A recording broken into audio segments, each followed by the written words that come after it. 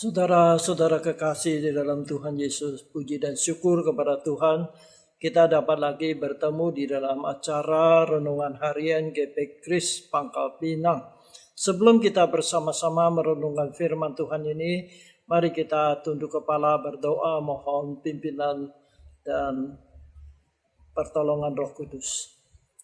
Bapa di dalam surga, terima kasih untuk kesempatan yang Tuhan berikan kepada kami untuk mempelajari firman-Mu di dalam Alkitab.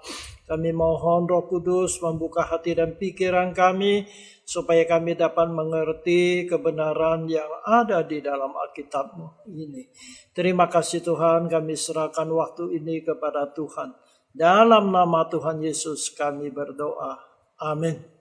Saudara sekalian, kita akan melanjutkan renungan kita mengenai riwayat Tuhan Yesus.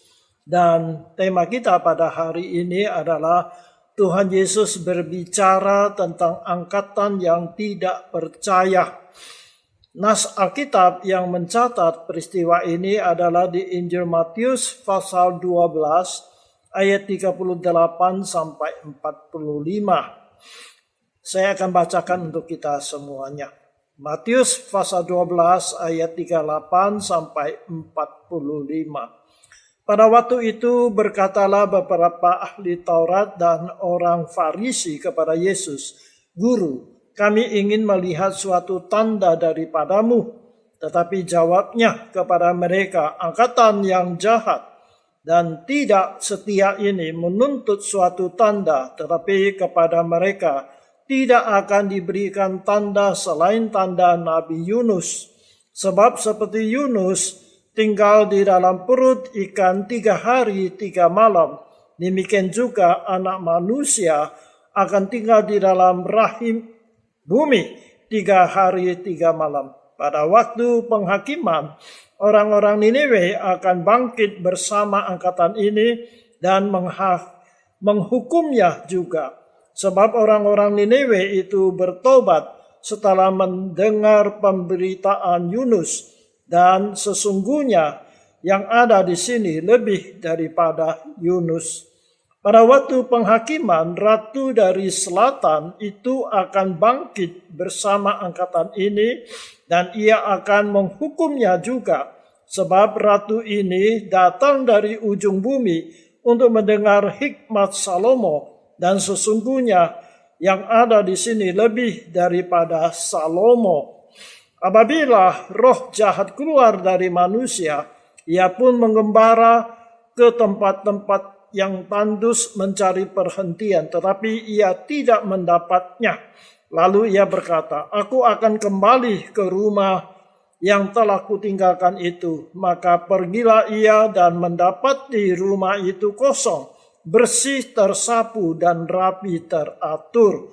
Lalu ia keluar dan mengajak 7 roh lain yang lebih jahat daripadanya, dan mereka masuk dan berdiam di situ.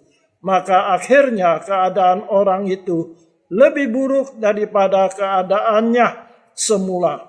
Demikian juga akan berlaku atas angkatan yang jahat ini. Amin. Demikianlah pembacaan.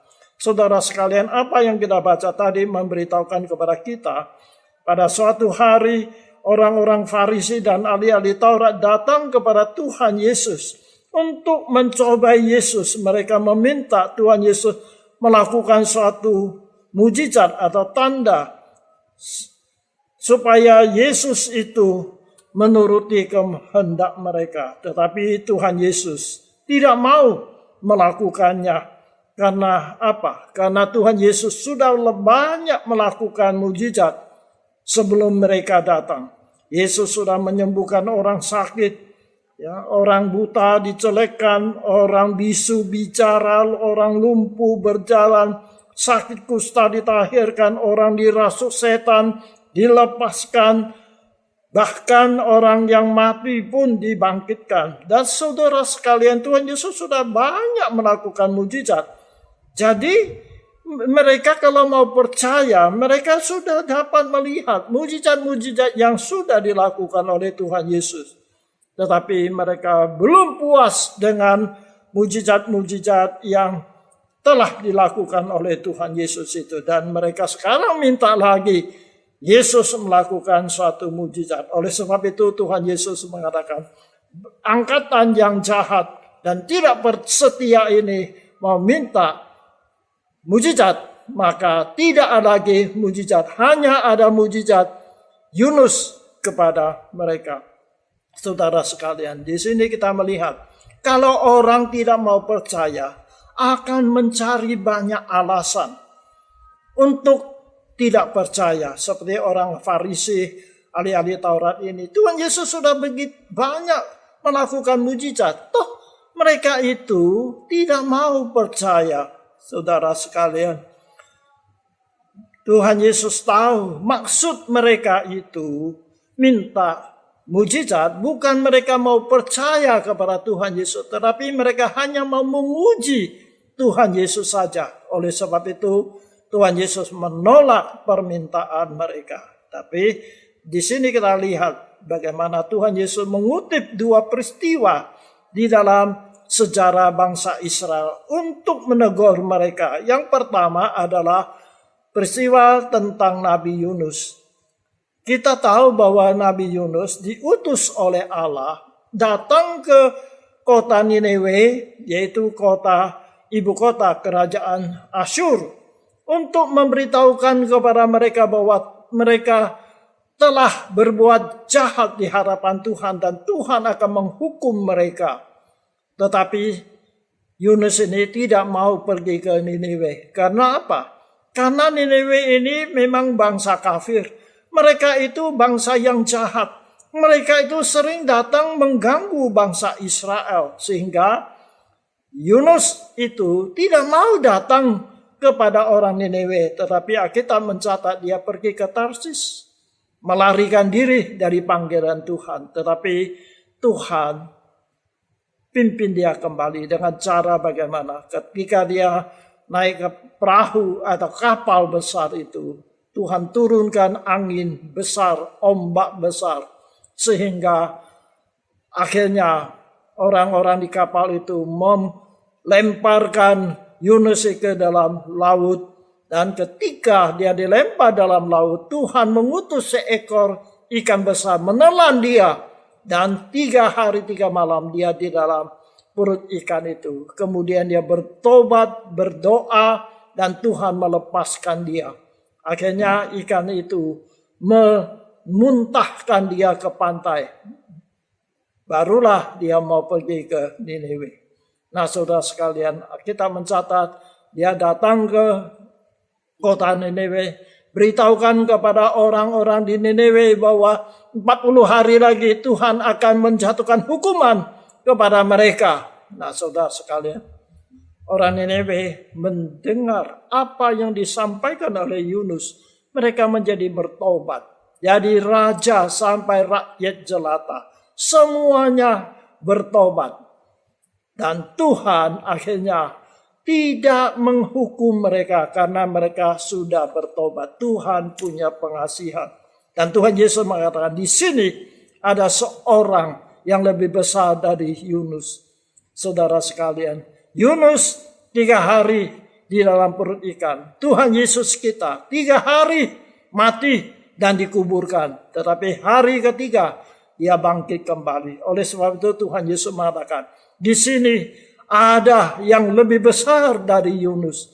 Kalau orang Nineve saja mendengar apa yang disampaikan oleh Yunus, mereka bertobat. Mengapa orang-orang Farisi, ahli-ahli Taurat, orang-orang Yahudi pada zamannya Tuhan Yesus, mereka sudah mendengar apa yang diajarkan oleh Tuhan Yesus.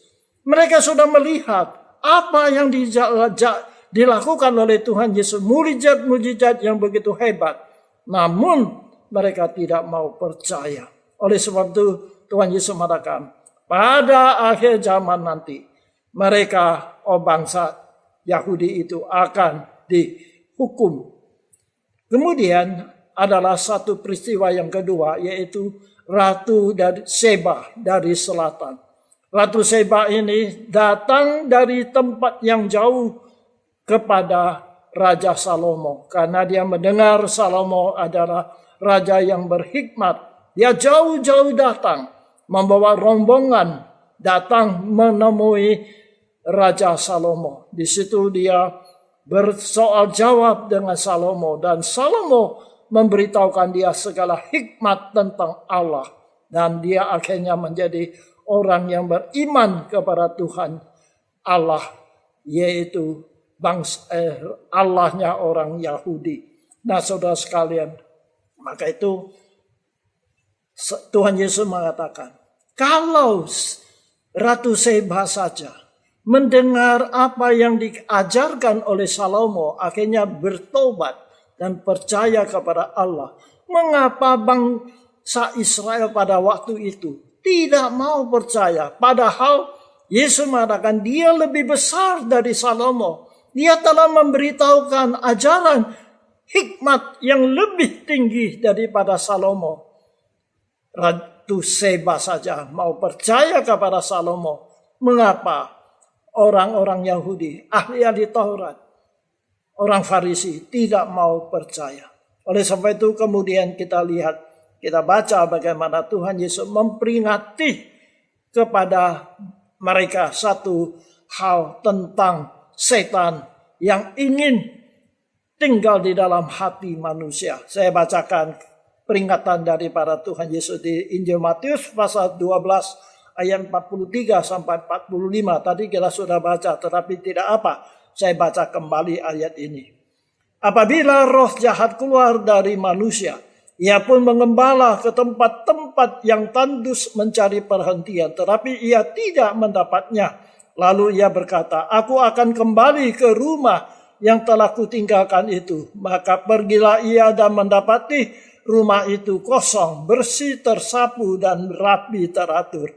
Lalu ia keluar dan mengajak 7 roh lain yang lebih jahat daripadanya, dan mereka masuk ke berdiam di situ. Maka akhirnya keadaan orang itu lebih buruk daripada keadaan semula. Demikian juga akan berlaku atas angkatan yang jahat itu. Saudara sekalian, di sini kita melihat Tuhan Yesus mengingatkan mereka bahwa iblis itu suka tinggal di dalam hati manusia. Kita sering mengatakan iblis itu suka tinggal di kuburan atau tempat-tempat keramat. Tetapi di sini beritahukan bahwa iblis itu sukanya sebenarnya di dalam diri manusia, dalam hati manusia. Oleh sebab itu kita harus hati-hati. Kemudian di sini Tuhan Yesus mengingatkan kita, kalau hati kita kosong, maka iblis itu akan masuk. Di sini Tuhan Yesus mengingatkan orang-orang Yahudi itu, kalau mereka tidak menerima Tuhan Yesus sebagai juru selamat mereka, tidak menerima Yesus itu sebagai Mesias yang diutus oleh Allah, maka mereka hanya punya agama Yahudinya. Dan hati mereka menjadi kosong. Tidak ada roh Tuhan di dalam diri mereka. Maka iblis akan datang masuk di dalam hati mereka. Memenuhi hati mereka. Saudara sekalian, orang Yahudi mengira mereka adalah keturunan Abraham. Allah Yahweh itu adalah Allah mereka. Tetapi mereka itu tidak mau menerima utusan dari Allah. Oleh sebab itu hati mereka menjadi kosong. Dan resikonya iblis akan masuk ke dalam hati mereka. Hanya mereka tidak sadar. Oleh sebab itu Tuhan Yesus pernah menegur mereka bahwa iblislah menjadi bapak mereka. Saya bacakan teguran Tuhan Yesus kepada orang Yahudi pada waktu itu di Injil Yohanes pasal 8 ayat 42, 44 dan 45. Demikian kata Tuhan Yesus. Kata Yesus kepada mereka, itu kepada orang-orang ahli Taurat dan orang Farisi.